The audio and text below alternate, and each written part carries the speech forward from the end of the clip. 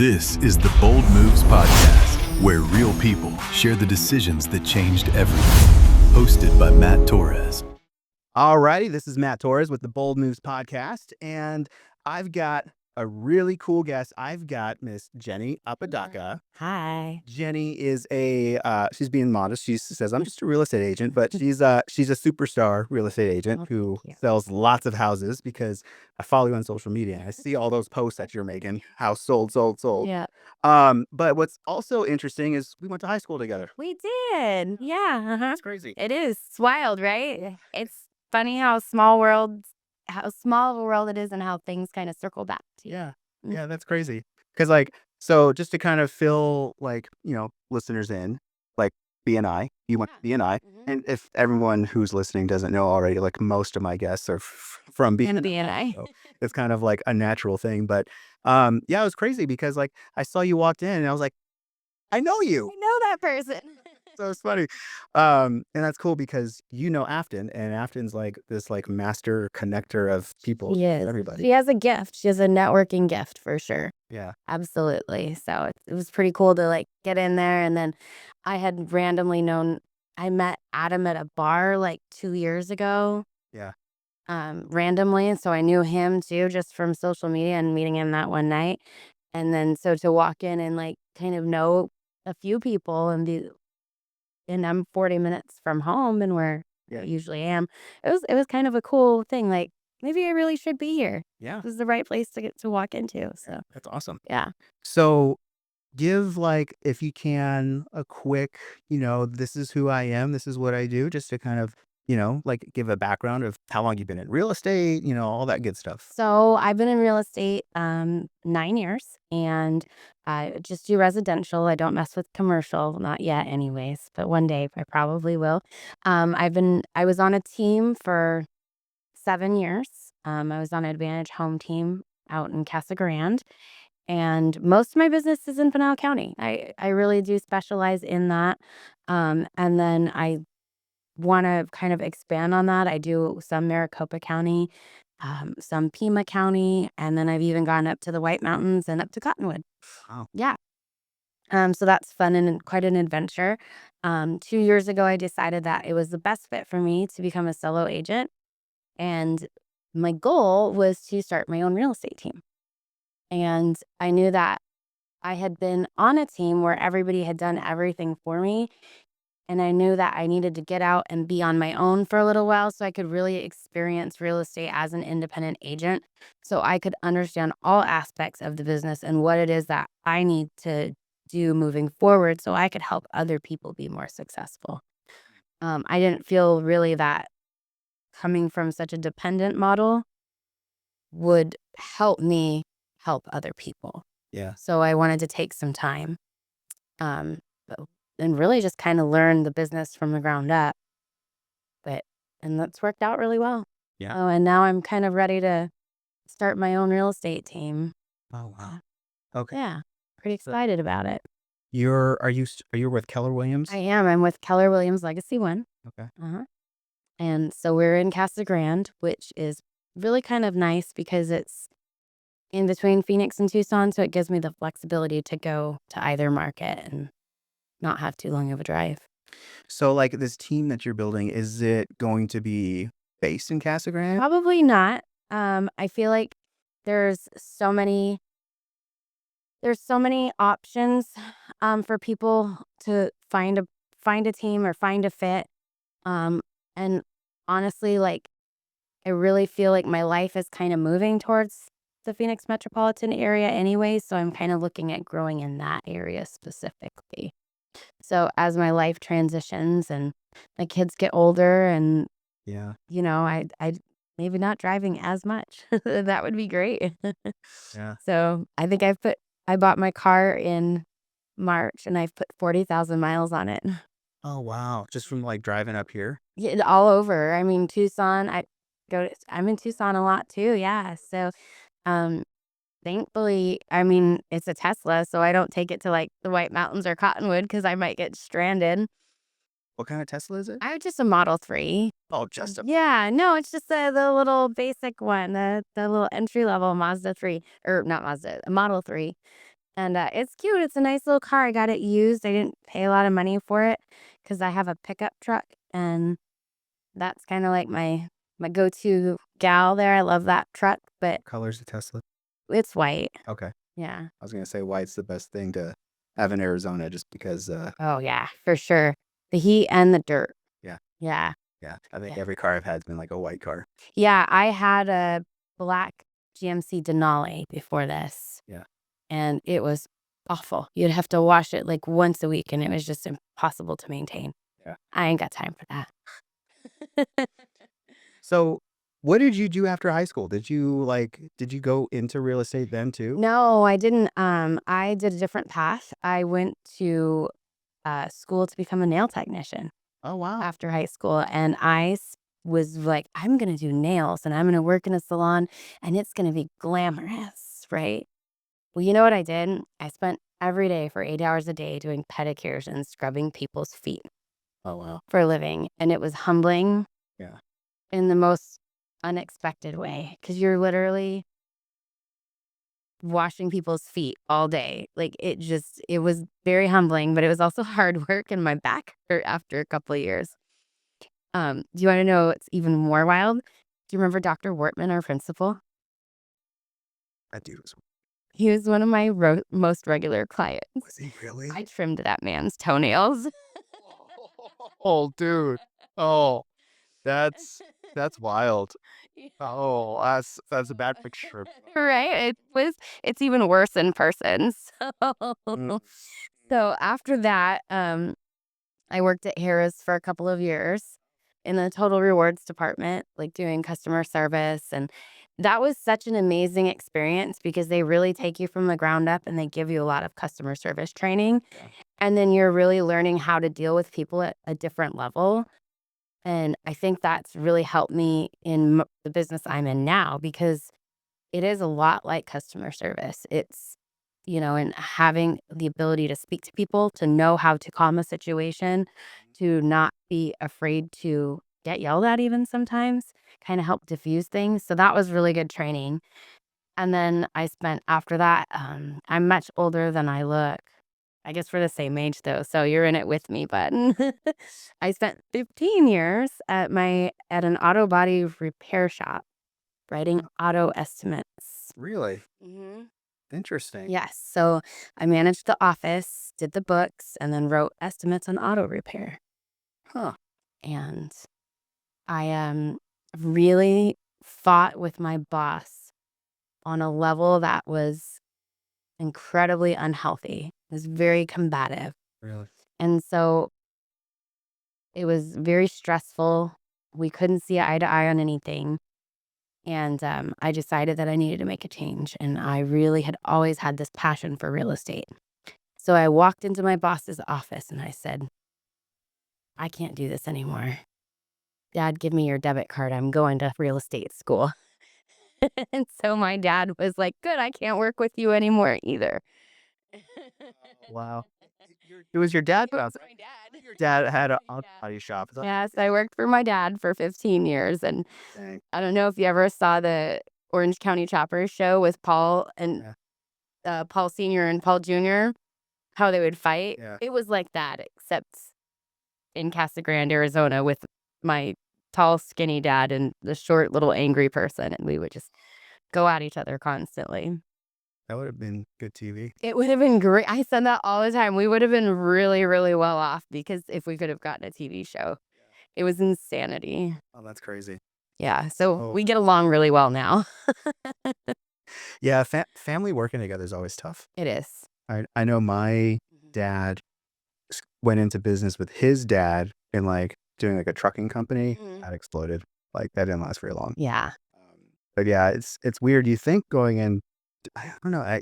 It works for some people, but it's Tough because it's not as easy to set boundaries, yeah. right? So when you're having a bad day, you can take it out on your family member, right? Yeah. You can't take it out on a regular employee, Yeah. but you could take it out on your family, or if you're stressed, or or if you need extra but they're not able to do it, and the lines get really blurry. Mm-hmm. and the boundaries don't get really set. And even if they try to get set, they don't stay. So it's just a really tricky situation. Yeah. And it's different for everybody. But for me, I really like my dad a lot more now. Yeah. Yeah. Yeah. That makes sense. So it seems like that was the catalyst to kind of go into real estate. Yeah. People ask why I'm successful. It's because I never want to work for my dad again. Ever. Yeah. The first year is tough though for a lot of people, right? Like we talk about people going into real estate, and I mean, like real estate's one of those things where there's so many people that have license, So many people. me included, Yeah. like Right. don't have a career with it. Mm-hmm. Like, how did you get get the ground, take the ground running, and be in it for like as long as you have? So my very first year was really kind of took my breath away. Even going back and thinking about it, um, I've always been a very big people person. I love humans. It is probably my biggest gift and my biggest downfall. Right? I pour into people. I love humans. I love getting to know people. Sometimes I get hurt, but I just keep coming back for more. Right? And then this kind of became evident that I've invested and poured into so many different relationships that when I got my license and I started posting on social media, people started coming to me. Wow. Um, do you remember? Do you remember Megan Brown? Oh, name sounds familiar, but I'm I drawing. think if maybe you saw a picture, we went to high school with her. She was my very best friend when we were kids, and then we kind of went our separate ways. In high school, as children do, you kind of grow up and find your own paths. And but she messaged me, and she was my very first client. Wow. Yep, she gave me my very first listing. I sold her house and helped her buy a townhouse. Um, just talking to a lady at the pickup line at my daughter's school. She's like, "Oh, we're looking for a place." That was my very first contract. Unfortunately, it took 4 months for it to close because it was a short sale. Yeah, but it was still like those things just kind of happened. Another friend messaged me and says, "Hey, I just told my dad that you're doing all of this stuff in real estate. He's gonna call you." So he calls me, and he's got 3 homes to sell. Wow. So I got 3 homes to sell, and then he's like, "You did such a great job. I'm gonna have you list my personal house. By the way, I'm divorced, and you have to deal with my ex-wife too. We don't get along very well." Okay, I can do that. So I listed the house. I got along with the ex-wife just fine. I ended up listing her house when she moved out of the area after that. So things like that started to spiral, Yeah. and things started to grow. And then people would refer me and tell somebody. And then on top of that, I was doing 4 open houses a weekend. So yes, I would do one in the morning on Saturday, one in the afternoon on Saturday, and one on Sunday morning, and one in the afternoon on Sunday. And I would post every single time about doing the open houses on my social media.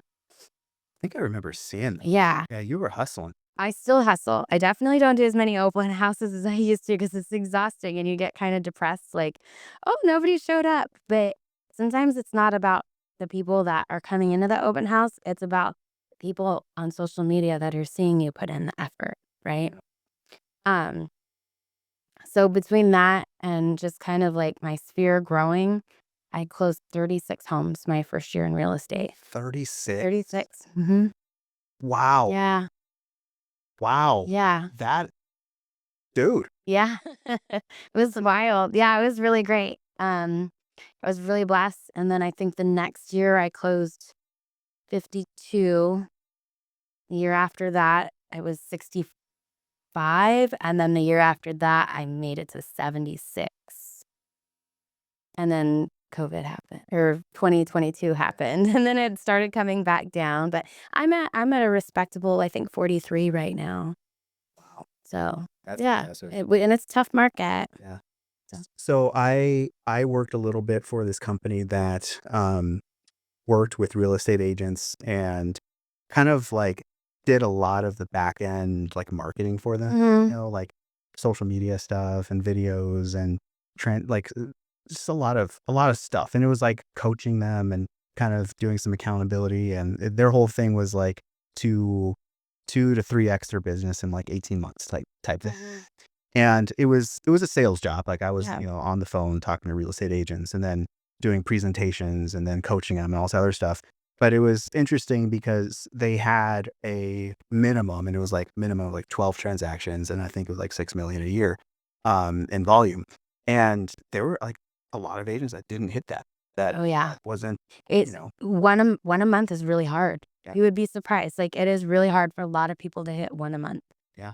Um, it is, and then it's hard for a lot of people to manage one a month because it is such an all-consuming thing. Like this is somebody's biggest purchase, right? And or biggest sale, and it's like their livelihood. So it can be very overwhelming to not only just find one a month, but to keep that going and then deal with that type of stress and pressure. Yeah. So, but So just got to say, those are some really good numbers. And thank if you. anyone is looking for a team, obviously you know what to Yeah, do. right. So kind of, I want to kind of touch on that a little bit because like that's very interesting. I find very interesting about this. You're building a team, and like you're offering to like mentor people, right? Yeah, Like, absolutely. Absolutely. That's part of being on a team is why you could go anywhere. You could hang your license anywhere. You could pick any team. You could make that investment into any team. So what would set somebody apart to choose me, right? Because I'm not going to be able to like give you all the grandiose things that a lot of people do. I'm just starting out, but I can give you me, and I'm exceptional, and I'll pour myself into you, and I can promise you that, right? So that's kind of where I'm at.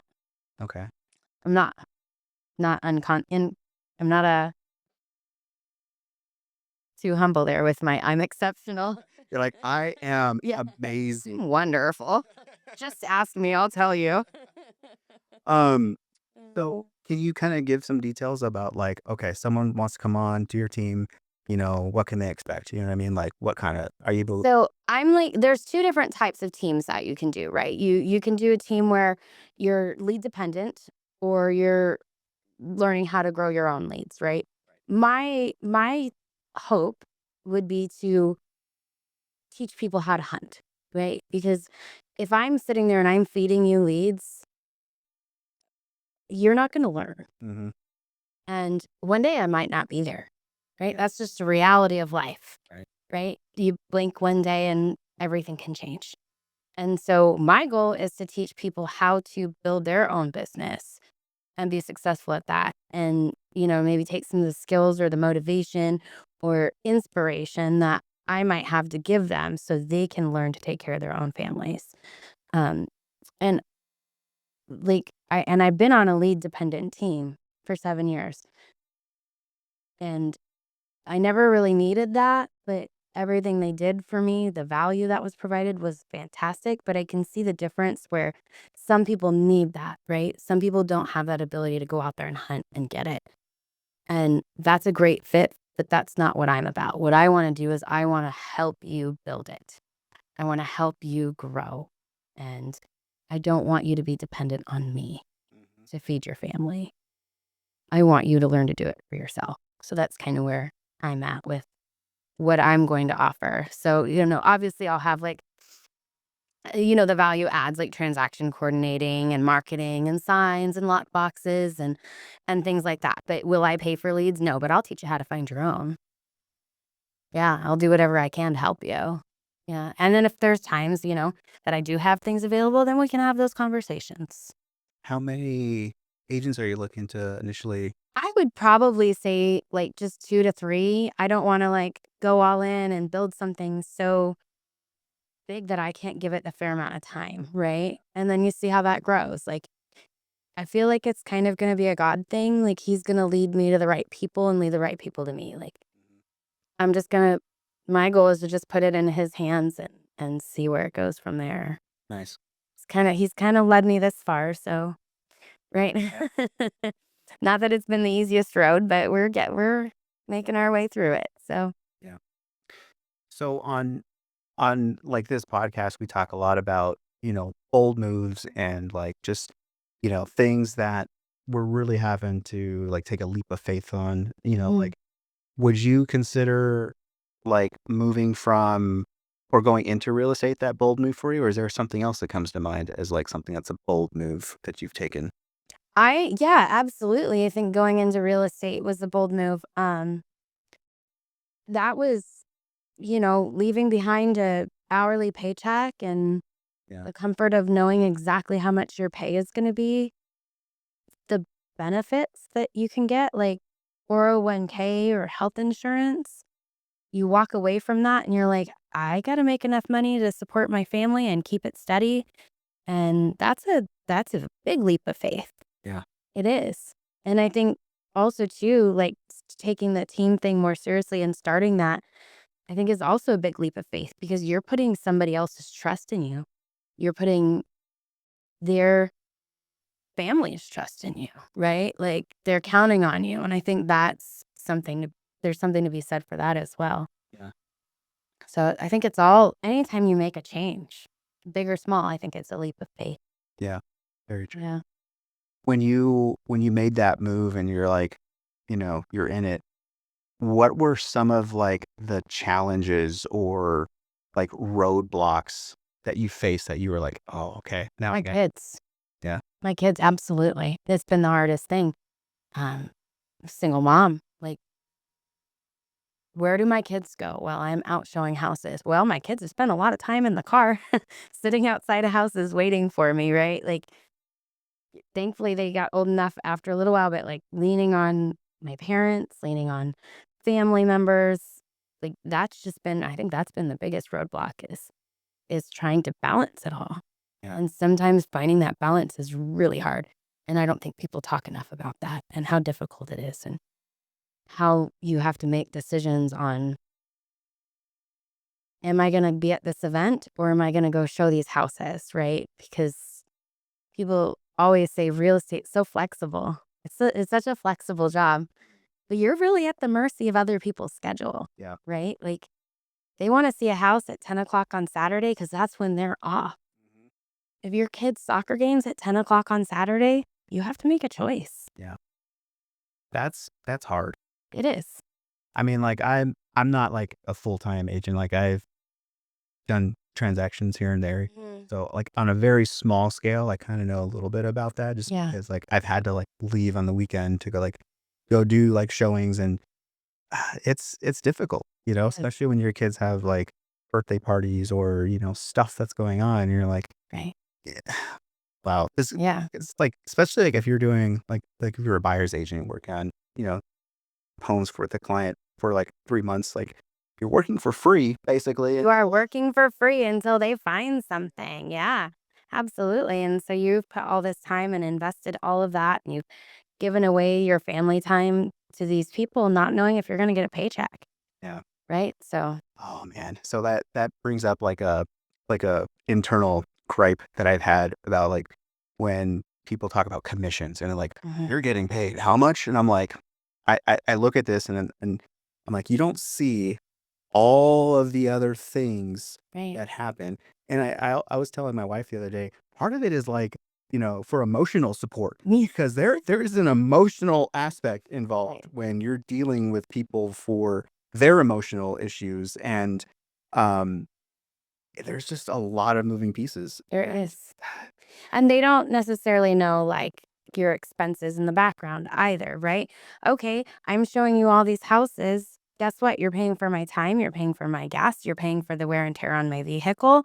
Um, you're paying membership dues, you're paying your super fees, and they're not super horrible, but they still do add up. And then, a lot of times, how did you find that buyer? Where did that buyer come from? Did you pay for a realtor.com lead? Are you making that monthly investment to get those leads and that's how you came across these people? Then you have to pay your taxes. Yep. You got to pay the tax man. And So, not to mention the brokerage that you're at takes right. their fair share. You've got broker fees, you've got technology fees. It just kind of all adds up. So a lot of times when they make those comments, you just kind of tend to brush it off. It doesn't get to you as much as it doesn't bother me as much anymore because I just ignore it. They don't know. And what they don't know, they don't know. So I just try to treat everybody with as much professionalism as I can. Yeah. And my goal is to make it seem like they are my only client, even when they're not. That's hard. Yes, it is. Yes, it is. But they can tell. They can. And they can tell the effort that's behind it. Mm-hmm. I like that because you can definitely tell a difference in an agent that gives you that attention and treats you like, okay, you're important. And an agent who's just kind of like, okay, you're just another transaction. Let me move on to the next one, you know? Yeah, and that also is why I've stayed so busy in Casa Grande and Arizona City. And I honestly sell a ton of manufactured homes on leased land because I treat all of those people like I would a normal house. I don't treat them any differently.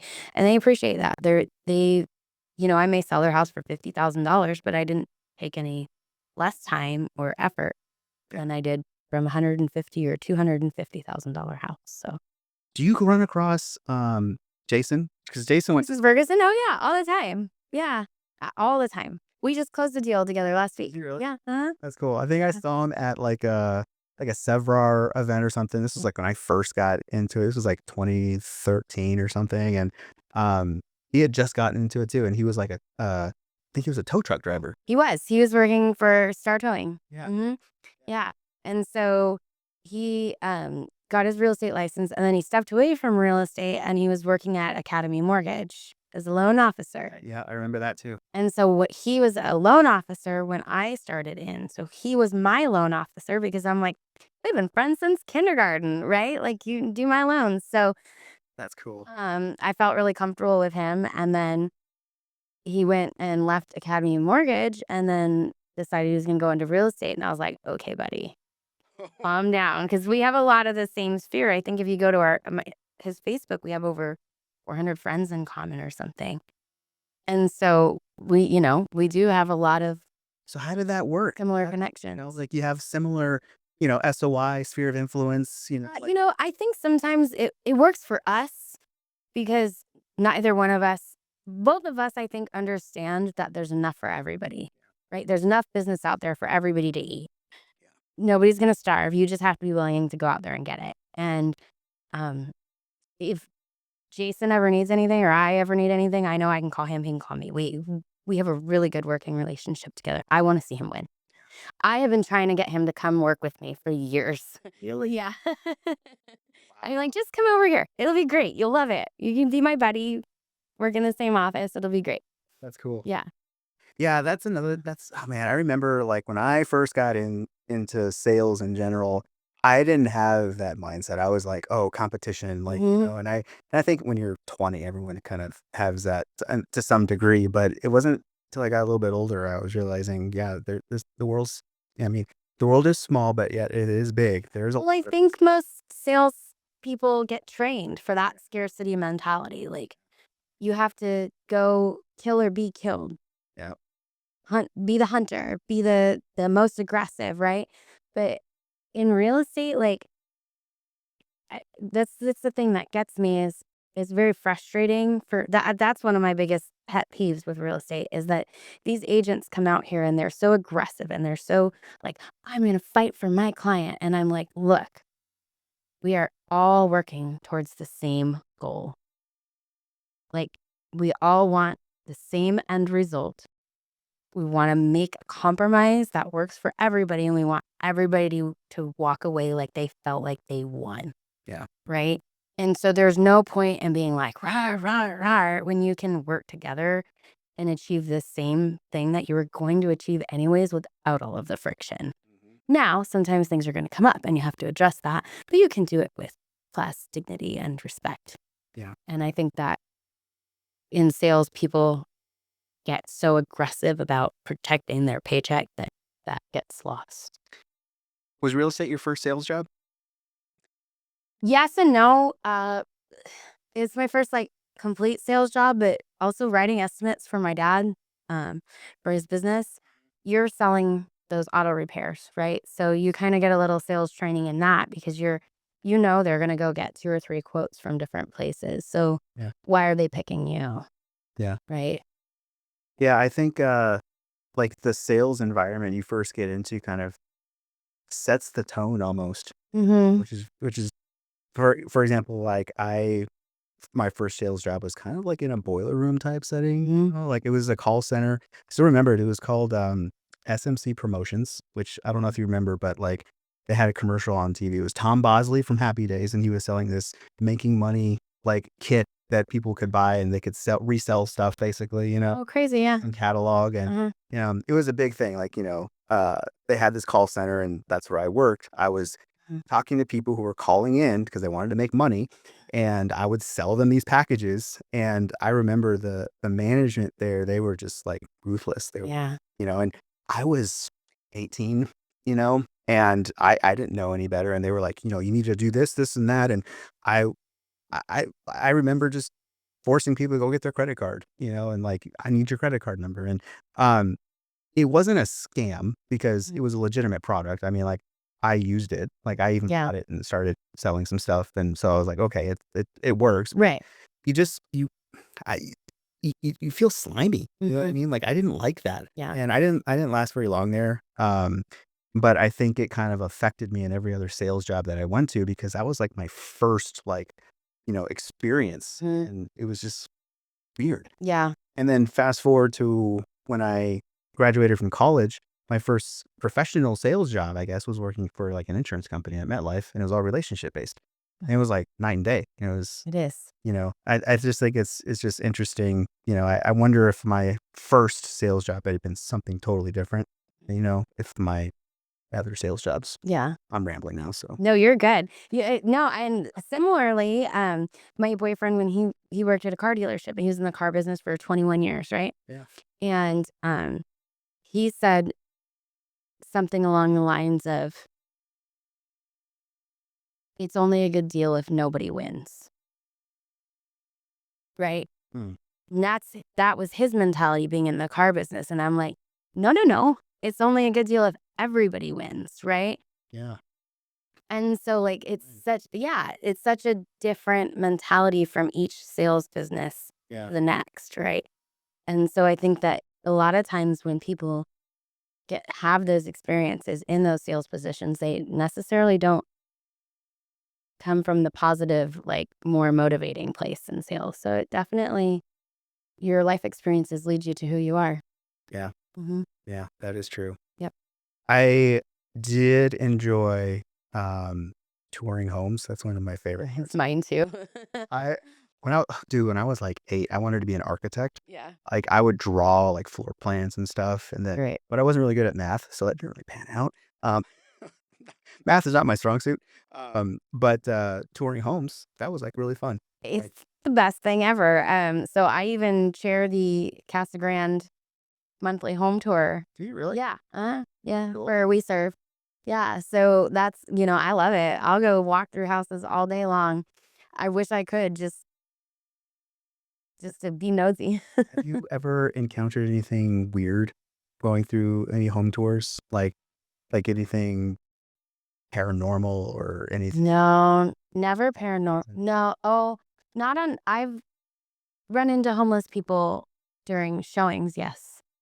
Wow. I've walked in on people having sex because they forgot I was coming, or the landlord didn't tell them, or what have you. Or that was one of them. I've walked in on children sleeping because their parents didn't tell them I was coming. I've seen more sex swings than I care to talk about. But yeah, so you see all sorts of things. Like, Yeah. I've seen grass growing through walls. There was one, this was my favorite.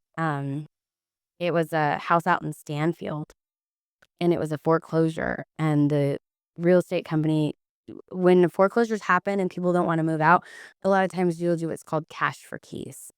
So you'll give them money so they leave. Makes life easier. So they gave him cash for his keys. He went out and took the cash and bought an old RV, parked it on the property. And so he wasn't living in the house, but he was living on the property in this RV. But when his tank filled up, he just decided to use the bathroom on the floor of the house. And I think I showed that thing 5 times. It was disgusting. Yeah. That's gross. I have seen some things. I have smelled some things that I don't care to talk about. Yeah, I think I've had a few where there was some weird stuff. Yeah. Mm. I I remember I went to this one house and there was no lockbox anywhere. And I was like, Mm. okay, this is weird. And then all of a sudden this guy steps out and starts just looking at me. And I'm like, hello? He's like, hello? And I'm like, is this house for sale? And yeah. Then I had to explain, I'm here to show it. He's, oh yeah, I'm showing it. And I'm like, wait, what? It was the owner. This is the other. He wanted to show his own house. Mhm. And that doesn't happen very often, right? Right. You know what I mean? So I'm Mhm. like, I was very caught off guard. At first I thought it was like another agent or another client. They were still touring and they weren't done yet. Yeah. But that wasn't the case. And the place was a mess. It smelled like really bad because a bunch of dogs living in Yeah. there. Rooms were blocked off because they were just blocked off for whatever reason and weren't allowed to go. And he's trying to describe the room. And I'm like, Mhm. okay, this is just so weird. The guy's wife had just passed away Oh. and he is leaving and Yeah, he was having some mental issues. Yeah. That happens a lot. You see a lot of that. One time I had a guy down near Kearney that I took a listing for, and he had 46 live rattlesnakes in his house. Are you serious? Mhm. Yeah, so when you walk into one of the rattlesnake rooms and there were 2 of them, they'd all rattle because they were not used to anybody else but him. Oh, wow. That was a crazy one too. My very first showing, it was an investment property and it was in Guadalupe. And I remember looking, like, I got the call and it was kind of weird. Like, you know how you just get a weird Yeah. vibe, and I was like, that's kind of strange. And I looked at the house and it was a complete dump. And I'm like, okay, I guess. And so I went down there. I carried. Yeah. I made sure I was like, okay, I'm gonna carry. And I remember getting out of the car. He was a big burly dude, like Mhm. way bigger than me. And at the time, I was a lot skinnier, so I was like, really small, like maybe Yeah. 165, something like that. And I remember I went to shake his hand, and I saw his eyes, and they went directly to where I was carrying. Mhm. And it was like a tiny little print, like you can kind Yeah. of see, but and then he looked up and he was like, and he just kind of looked at me. I was like, all right. And then so we went and looked and toured the property and didn't really have much interest. And it was like just very quick. Mhm. And then, but it was just a really weird encounter, like a very weird thing. And part of me was thinking, was the dude trying to like do something, like, It may have been. There's some crazy things out there. I've had people make me feel uncomfortable. I mean, imagine being a 5 foot tall girl having to go show strange men houses out in the middle of nowhere. So I won't go out to land anymore. And oh, people will ask me, "Can you show me this lot?" And I will flat out tell them, "No, I don't want to die in a desert. yeah, Not that I think you're going to murder me, but I don't know you.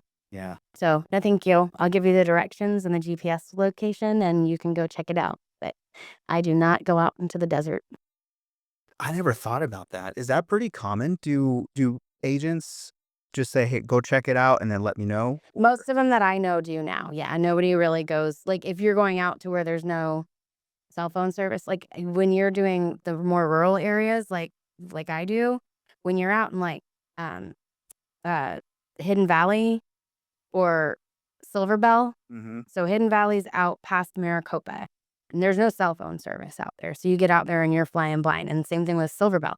Silver Bell is about 30 minutes south of Arizona City. Hmm. And it's technically considered Eloy, but there's no um, towers out there. So when you're out there, you're on your own. I won't go out there anymore without.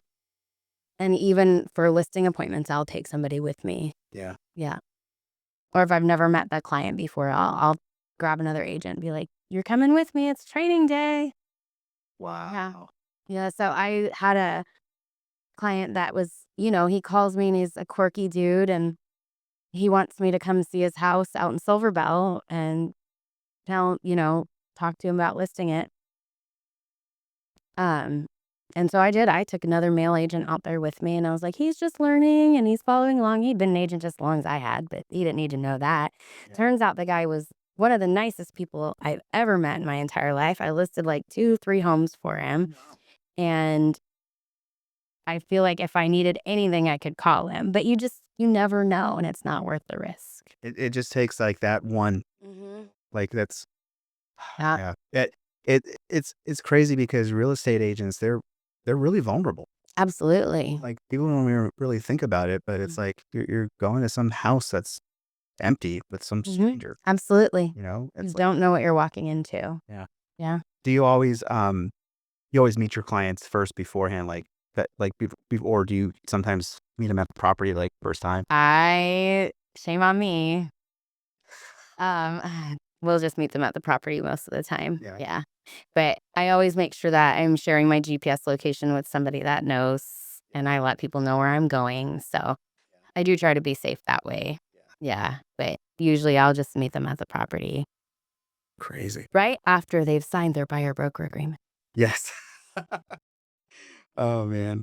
Um, how has your definition of success changed since you've been on this journey? Oh, that's a really hard question. Um, to try and separate. So my career has been very successful. Yeah. And it's been great being able to provide for my kids, being able to have that, um, stability and crazy career where it's not a stable thing, but I've been very blessed to be consistent. And I think that the consistency would be how I define success. Mm. Yeah. But, unfortunately, life has been hard. Work's great. I could sell houses all day long. So my success it's hard for me to define that because it's so ever changing, right? Yeah. What your needs are. Mm. Would you change anything?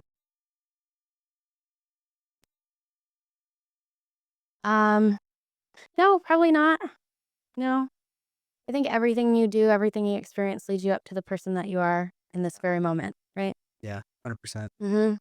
And I like where I'm at. I like where my business is at. I like who I am. Yeah. So very comfortable with that. But I'm also want to keep growing. What would you say like the next bold move for you is coming up? Like, what do you have your sights set on? Getting that team going and off the ground. Yep, the Copper Star Group. That's what I was going to call it. Yep, Called Copper Star Group. Yep. Okay. Getting that going, getting it off the ground, and really investing into seeing people win. Yeah. So, yeah, I'm really excited about that. I've been wanting to do this for almost 2 years now, or well, over 2 years now. And I had made some moves last year, and I was going to open my own office and just kind of go in head first into it. And then my life got really chaotic. And so I had to really reel it back and just focus on myself and my kids and making sure that we're okay. And then now I feel like we're in a really good, not the best place, but a great place to really do all of this as our life kind of transitions. So, Yeah. Okay. yeah. Very cool. I know you mentioned when we were in BNI that you're a sci-fi person. I am a sci-fi person. Dude, I did not know this. I know. Very rare to find a fellow sci-fi person. It is. Yeah. We're much cooler than the rest of the population. It's a true story.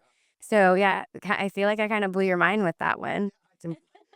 I did not expect that. Like, like sometimes you can tell a sci-fi person. Like you probably look at me at Yeah. yeah, sci-fi, but like, some people are like, what? Really see why you need to stereotype yourself like that. But All right. Oh. So, Star Trek Yes.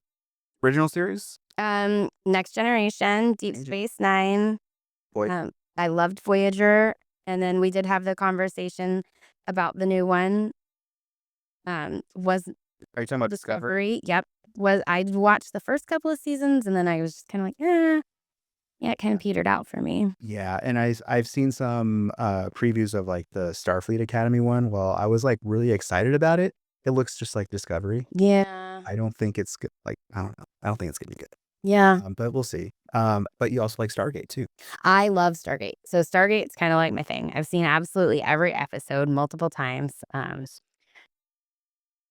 Uh, may have had a little crush on Colonel O'Neill. And Stargate Atlantis. So like, yeah, big fan. Like, yep. I think that my favorite episode too is when they got caught in the time loop.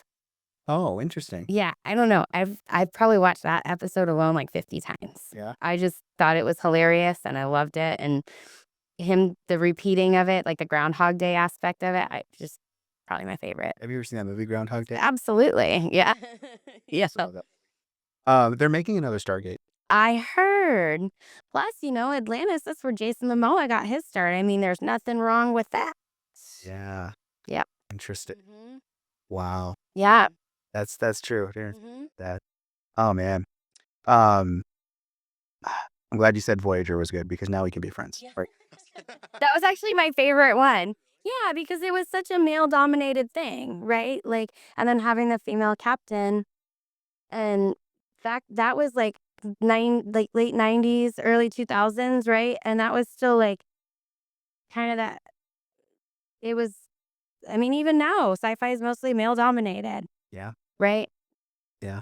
I did think having a female Starbuck though on Battlestar Galactica was a little weird, but she did a good job with it. You did. She did. Yeah. She's badass. But I was like, at first I was like, but they worked out. Oh, even Battlestar Galactica. Yeah. Okay. I told you I'm a sci-fi nerd. I wasn't lying. No, you were. If you throw out Battlestar Galactica, like, oh yeah, there is sci-fi. Right. What- Yeah. So I I liked Voyager because it was kind of like I don't want to say like misfit, but like ragtag yeah, thing. it was absolutely. When you think about it. Mm. And then like TNG was like the more refined. It was. My wife had a question the other day. She was like, "Why are they bringing their families on this starship when they're gonna be like going and doing stuff?" And Yeah. I never thought about it, but I'm like, they did bring families. So it was like a family ship. Like you brought your kids and wife. Well, and they probably didn't know what to expect, right? Yeah. Why would they leave their homes for so long and they didn't know what was out there in the galaxy to explore and how much danger they were really going to be in, Yeah. right? It's all unknown. Um. But now we know. Y'all gonna get blown up. Yeah. Oh, have you seen Picard? Yes. Oh, I loved that one. That was really good. Yeah. The third season was like a fan tribute. I think. Yeah, it was. It was so good. It was cool I seeing. enjoyed that a lot. Yeah. Yep. First season, not so much, but then like the second season got better, and then the third season was just amazing. Yep. And then that's because Discovery came out about the same time, and that's why I was so hopeful with that. Yeah. And Did you finish Discovery at all? Did you watch? I lost my patience for that. Yeah. See, that sucks because like, my son is really he's into Star Trek. He likes TNG. He likes he particularly likes Spot, Data's cat. So he likes the episodes that show Spot because he loves cats. So we had to find all the episodes that featured Spot. So that's Yeah. fun. That's awesome. But yeah, so he likes TNG the most. He'll watch Voyager, but Mhm. he doesn't like it as much because he's really into TNG, but he really wants to watch the newer episodes. And I have a hard time because like when I've seen some of those episodes and they're like, F this and that, and I'm like, this is not Star Trek. Like, Yeah. it kind of makes me mad. It does. Yep. 100%. Like it's supposed to be where you can sit down with your kids and like watch something cool. And I can't do that with Discovery. Correct. So yeah, Mhm. I'm disappointed about that. Yes. But anyway, I digress. I could digress on that all day long. You're fine. Don't worry. So I have slight, it's not diagnosed, like slight autism on the spectrum. Okay. My son, he has autism, more social, emotional, probably gets it from me. But it's very interesting because like when I talk about like a particular subject, especially like Star Trek, I can go to town. Like I will just go off the rails. Yeah. Yeah. So I have a few things like that too.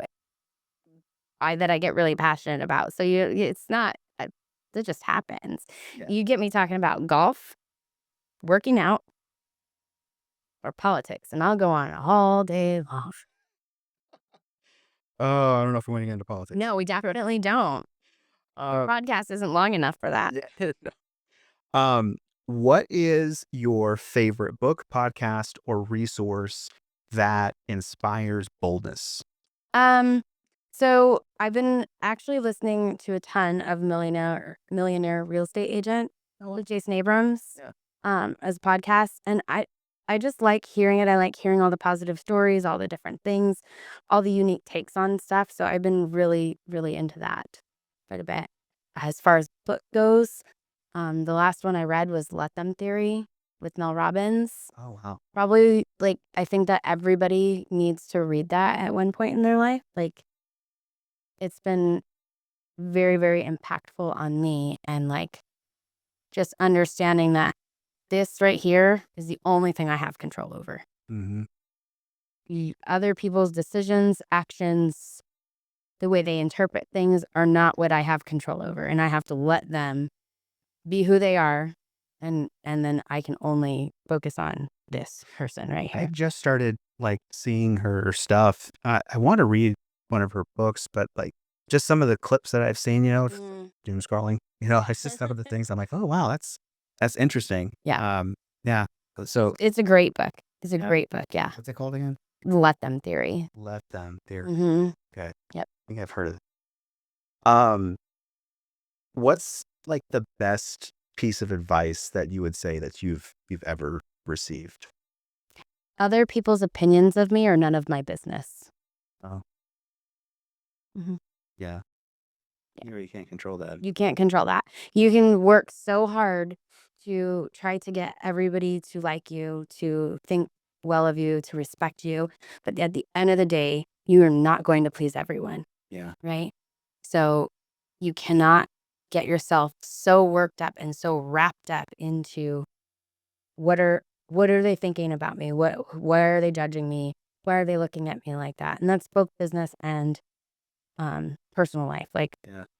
all of it, that you just have to really like, and it goes back to why I like that book, The Let Them Theory, so much, because you just have to kind of let them have their own expectations, their own opinions, and you cannot down yourself by worrying about what other people think about you, Yeah. which is a really, really hard thing to learn and then to stay doing. When do you think that kind of like hit for you, where you kind of realize that?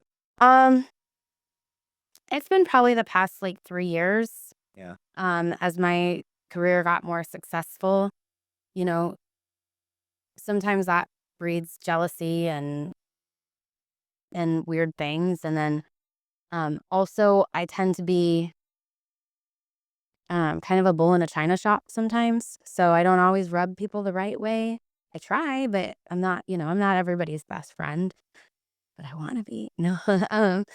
So, I'm not everybody's cup of tea. And then this past year, definitely, um, with my so my boyfriend passed away on January 7th, and like learning that as I grow and transition and grieve, and my processes are not going to be everybody else's processes. Yeah. The people that have been around me are not going to um always like the way I deal with things or what I do or how I cope with things, and I'm not always going to like what they do. Yeah. But I have to let them do their thing, and they have to let me do mine, right? And I think that's been really kind of the biggest, like, that's when it's really, this last year, I'm just kind of like, I have moved into the phase of my life where I no longer, I just have to focus on going forward and being the best person that I can be, because there's no right or wrong way to do things, right? There's no right or wrong way to build your business or move forward with loss or love people, or the only thing you can do is just be a good person. Yeah. And that's the only right or wrong, good or bad, right? It's very black and white. Be a good person or you're not a good person. But all the other minutia in the middle of how you do it and how you get there, there's no right or wrong way. There's no handbook. Just Yeah. Interesting. so, yeah. In one word, hmm how would you encourage someone else to be bolder? I would say pick one thing that you know you need to do that you keep procrastinating about. and just do it. Just rip the Band-Aid off. Write it down tonight, and in the first thing in the morning, when you're up and going, do that one thing you've been putting off. And let that be your first baby step. Because we tend to block ourselves from doing the things we need to do to be successful by listening to the things inside that keep us down, right? I'm not good enough for that. I'm not going to be able to do it. So just pick one thing that you can focus on, like one task that you know. Do I need to call those leads? Do I need to follow up with my clients? Do I need to pay this bill? Or do I need to set this appointment? Like, just pick one thing that you're afraid of doing and you've been putting off and just do it. Because the rest of the day will be easier. Yeah. That's difficult. It's the hardest thing. So if you do it first thing in the morning, Yeah. the rest of the day is a much easier day, right? Yeah. Yeah. Is it different for you every day? Or is there like It's usually different one? for me every hour. I go 1,000 miles a minute. So yeah, it's always different. Yeah. Yeah. But a lot of successful people have the same routines and same habits. Mm-hmm. I do not. Kind of shake it up a little bit. Yeah. Like, Mm-hmm. different. Absolutely. Yeah. Yep. That's hard because like we're creatures of habit. We like to have like systems and routines and Mm-hmm. yeah, that's I guess like it just kind of keeps you on your toes. You gotta stay on those toes. Yeah. Mm-hmm. I guess yeah. Yeah. For like as you get older, I'm noticing like you forget things and like I guess that's really helpful to keep those brains like Yeah. firing and Absolutely. Like tomorrow I'll probably work out in the morning. Today I'm probably gonna work out at night, right? Like it just doesn't.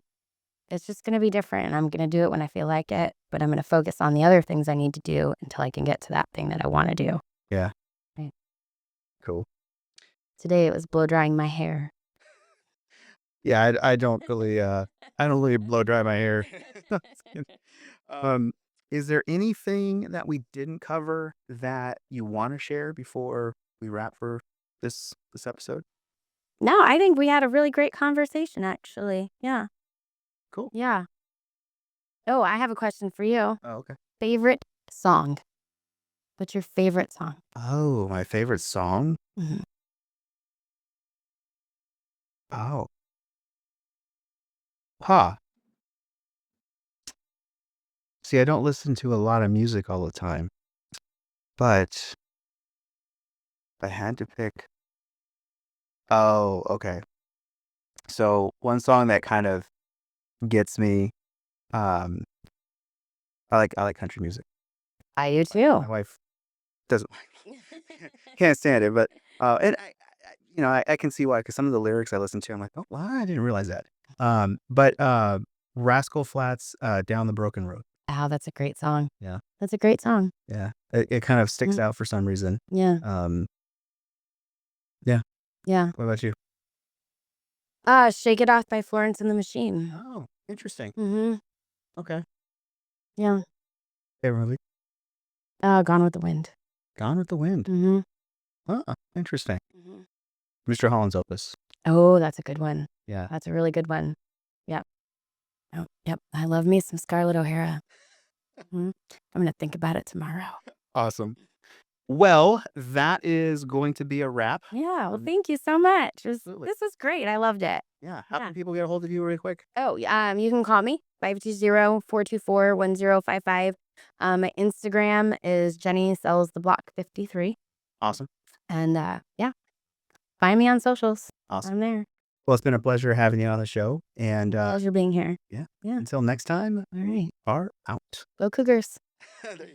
Thanks for watching the Bold Moves podcast. For more episodes, visit our website and follow us on social media. Keep making bold moves.